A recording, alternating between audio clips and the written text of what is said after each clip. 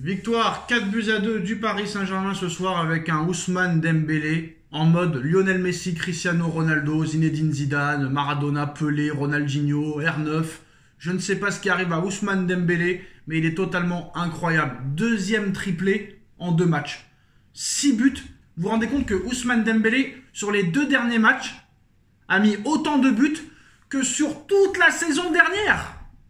Qu'est-ce qui t'arrive, Dembouz, Ousmane Dembélé? Qu'est-ce qui se passe? Il y a un sorcier qui t'a fait voir la lumière, voir la cage. C'est exceptionnel.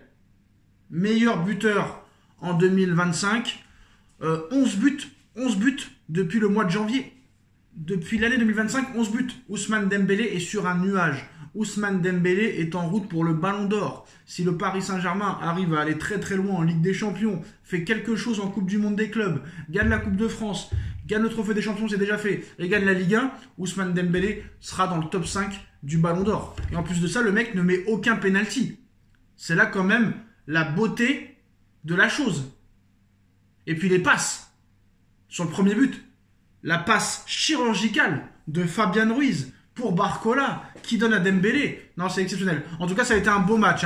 Bon, la défense du Paris Saint-Germain, elle est catastrophique. Je pense qu'avec une défense comme ça, tu peux pas gagner une Ligue des Champions, c'est pas possible. Le jour, je vous dis la vérité, le jour où le Paris Saint-Germain fera un clean sheet, je ferai un live pendant 24 heures. Si Paris fait 2 matchs d'affilée sans prendre de but, je ferai un live de 48 heures sans m'arrêter. Et ainsi de suite, et ainsi de suite. C'est pas possible. Il n'y a pas un match où Paris ne va pas prendre de but. C'est quand même grotesque. Mais voilà, quoi qu'il en soit, là, Ousmane, il est exceptionnel, remarquable, incroyable, formidable, incroyable, impressionnant. Franchement, impressionnant. Il n'a jamais été comme ça, que ce soit au Barça, que ce soit en équipe de France, que ce soit à Dortmund, que ce soit à Rennes. Exceptionnel, le gars. Exceptionnel. Il y a eu une remise en question. Il y a eu aussi, quand même, on va pas se mentir, un travail de Luis Enrique qui l'a piqué. Il l'a piqué il y a un mois. Faut pas l'oublier. Juste avant l'année 2024, quand Dembélé commençait à marquer un peu plus de buts, il a dit oui, voilà, j'en attendais rien. Alors que l'année dernière, il était nul. Et Enrique disait, je paierai ma place pour voir Dembélé jouer. Alors qu'il était nul. Et là, il marque but sur but et le mec, il le pique, il le clash. Et rappelez-vous en conférence de presse hier d'avant-match, il disait, Dembélé peut faire encore plus. Et on l'a vu ce soir. Où va-t-il s'arrêter? C'est la question qu'on se pose et on est impatient de le savoir. Quoi qu'il en soit, en plus de ça, le mec ne se blesse plus. C'est ça la beauté de la chose. À Barcelone, il était inefficace, raté sur raté, blessure sur blessure. Et depuis qu'il est à Paris, le mec, il ne s'est pas blessé une seule fois. Une seule fois. En tout cas, très belle victoire du Paris Saint-Germain, 5-2. Je me suis trompé, excusez-moi. 5-2. Doublé de Gonzalo Ramos en 2 minutes. Joker de luxe. Franchement, incroyable. Ça sent bon pour la Ligue des Champions. Après, c'est vrai que j'aurais préféré gagner directement en Ligue des Champions ce score-là. Mais si Paris fait la même chose dans quelques jours au stade Roudourou, la qualification devrait être assez facile.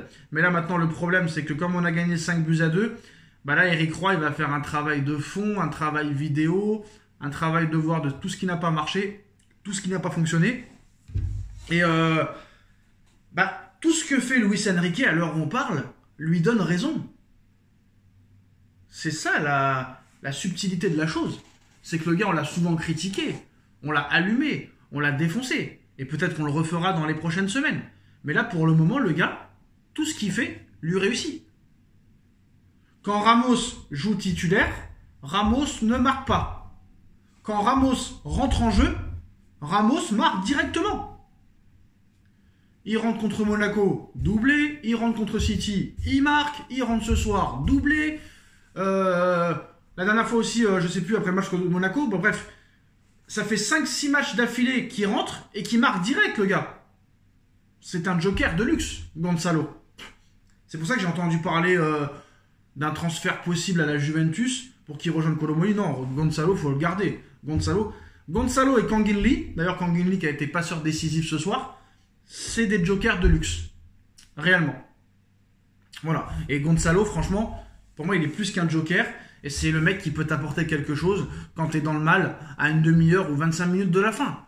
Et ça, je pense que Luis Enrique l'a très très bien compris. Ça, c'est une bonne chose. Mais voilà, c'est cohérent. Après, bon, la défense, il y a beaucoup de choses à dire.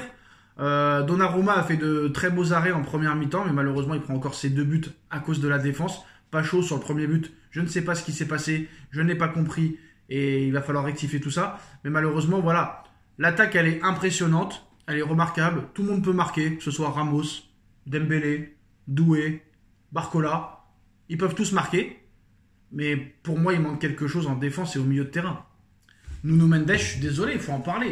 Alors, petit rappel pour les commentateurs, que ce soit Canal+, Beansport et compagnie, c'est pas Bruno Mendes, c'est Nuno. Nuno. Tu peux dire Nuno si tu veux. Ça m'énerve. Bref, Nuno Mendes n'arrive pas à retrouver son niveau d'antan. Et ça, c'est la vérité. Il n'apporte plus rien, que ce soit offensivement ou défensivement. Nuno Mendes n'est plus l'ombre que lui-même. Je crois que ses grosses blessures lui ont fait très mal. Très très mal. Hakimi très bon. Je trouve que Marquinhos a été un peu mieux, mais c'est pas non plus exceptionnel. Mais la défense centrale ce soir, elle a coulé. Hein. La défense, elle a coulé. Et très clairement, ça m'inquiète. Ça m'inquiète parce que t'en mets 5, c'est très très bien. Mais t'en prends 2 contre Brest. T'en prends 2 contre Brest. Tu prends 1 contre Stuttgart. T'en prends 2 contre City. T'en prends 2 contre Monaco en championnat. Il n'y a que le trophée des champions où tu as réussi à faire un peu un clean sheet, mais sinon, non. Il va falloir vraiment travailler la défense. Il faut qu'Enrique se penche là-dessus, parce que c'est pas possible. Tu prends même des buts, tu prends 2 buts contre une Nationale 3, c'est pas normal. Contre une Nationale 3, je ne sais même plus contre quelle équipe on avait gagné 4-2 là. On prend 2 buts contre une Nationale 3, donc il faut se réveiller et admettre qu'il y a un problème en défense. Et quand est-ce qu'un média, un journaliste, vont lui dire, Monsieur Enrique, qu'est-ce que vous pensez de tous ces buts encaissés ? Est-ce qu'il ne faudrait pas faire quelque chose en défense? Moi, je pense que l'arrivée d'un défenseur central est une obligation. Hein. Mais voilà, tu ne peux pas aller loin en Ligue des Champions avec une défense comme ça, à moins que vraiment tu aies une attaque exceptionnelle. En tout cas, moi, j'ai trouvé quand même Donnarumma assez bon. Sur les 2 buts, il ne peut pas faire grand-chose. Hein. C'est des erreurs de défense, réellement. Voilà, il ne peut pas faire grand-chose pour une fois. Mais Donnarumma a quand même fait les arrêts qu'il fallait en première mi-temps. Dembélé, exceptionnel, remarquable, homme du match. Il n'y a rien à dire. Vitinha aussi, le seul qui est bon au milieu de terrain, c'est Vitinha. Hein. Bon, après, Joao Neves, il n'a pas joué. Bon, Ruiz, c'est un peu mieux en première mi-temps, mais en deuxième mi-temps, il a coulé. Puis Ramos, entrée remarquable, hein, entrée décisif.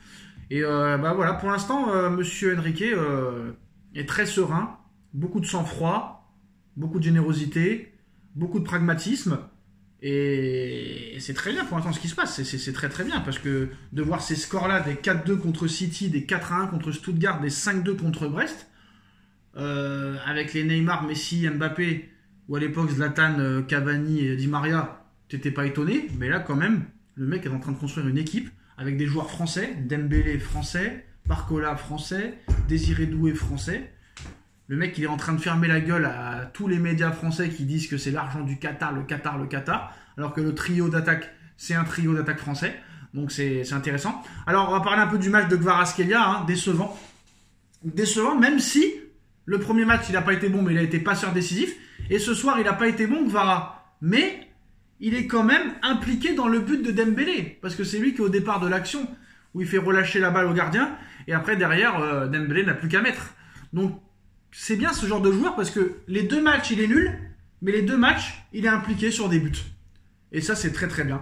Victoire du Paris Saint-Germain, 5-2 avec un Ousmane Dembélé exceptionnel. De très bon augure avant encore de retrouver Brest dans quelques semaines. Mais d'abord, voilà, maintenant, on va se pencher sur ce match de Coupe de France contre Le Mans dans quelques jours. On verra quelle équipe va mettre Enrique. Mais en tout cas, voilà, un Paris Saint-Germain très efficace pour une fois. Là, l'efficacité, je pense qu'ils ont beaucoup, peut-être qu'Enrique a beaucoup travaillé l'efficacité à l'entraînement et qu'il a délaissé un petit peu le travail défensif. Il faudrait quand même faire les deux et conjointer les deux. C'est possible. Voilà les gars, tchuss.